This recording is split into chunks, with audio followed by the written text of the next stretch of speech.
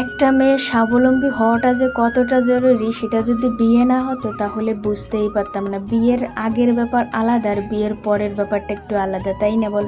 তাই আমি মনে করি কি প্রতিটা মেয়ে স্বাবলম্বী হয়ে নিজের পায়ে দাঁড়িয়ে তারপরে জীবনে বিয়ে করা উচিত, যেটা আমার আর কি মনে হয়। তোমরা কি বলো অবশ্যই আমাকে একটু কমেন্ট করে জানিয়ে যাবে। তারপরে দেখো, এটা হচ্ছে আমার গ্রামের কিছু সুন্দর সুন্দর সবুজে ঘেরা পরিবেশ। আশা করব ভিডিওটা তোমাদের কাছে অনেক ভালো লাগবে, তাই সম্পূর্ণ ভিডিওটা তোমাদের কাছে দেখার অনুরোধ রইল। এটা হচ্ছে আমার ভাগ্নি। দেখো ওইটার আমি যাচ্ছিলাম পাশের বাড়ির একটা কাকিদের বাসাতে দুধ আনতে। তাই এখন হয়তো সকাল 11টার মতো বাজে, আমরা দুজন যাইতে এসি।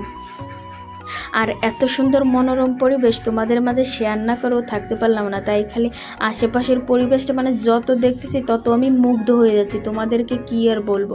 তারপরে দেখো এখানে কতগুলো ছাগল দেখতে পেয়ে ও ছাগলগুলোর সাথে অনেক সময় আর কি খেলা করলো, অনেক মজা করলো, দুইজনে মিলে অনেক মজা করলাম। আসলে ওদের বাড়ি তো মাগুরা, ওরা সচরাচর এই সমস্ত জিনিস দেখতে পায় না, তাই দেখে নাও অনেক খুশি।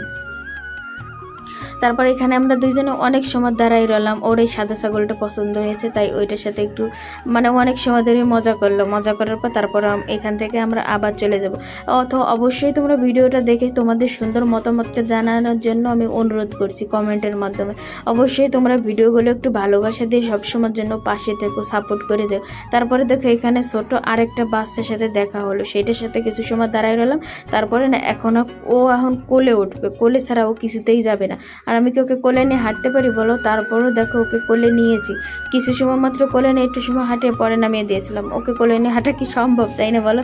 ওর মন ডাকার জন্য তাই একটু কোলে নিয়েছিলাম, তারপর নামিয়ে দিয়েছিলাম। দেখো এইখানে হচ্ছে ঘেরের পাড়, কেউ ঘর বলি কেউ লিজ বলি। এখানে কত সুন্দর লাল শাক, টমেটো, শসা কি কি যেন লাগাইছে, তাই একটু তোমাদের মাঝে তোমরা যদি নিজ চোখে না দেখতে পারো তাহলে পরিবেশটা বুঝবে। তারপর দেখো আমরা বাড়ি চলে এসে তোমাদেরকে একটা জিনিস দেখো আমাদের গাছে দুইটা কত সুন্দর সুন্দর বোম্বাই মরিচ হয়েছে।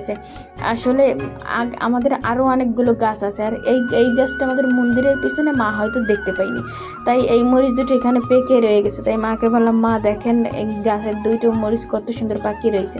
বললো ছিঁড়ে নিয়ে বিচি দিয়ে আবার নতুন করে গাছ দেবেনি। তো ভিডিওটা কেমন লাগলো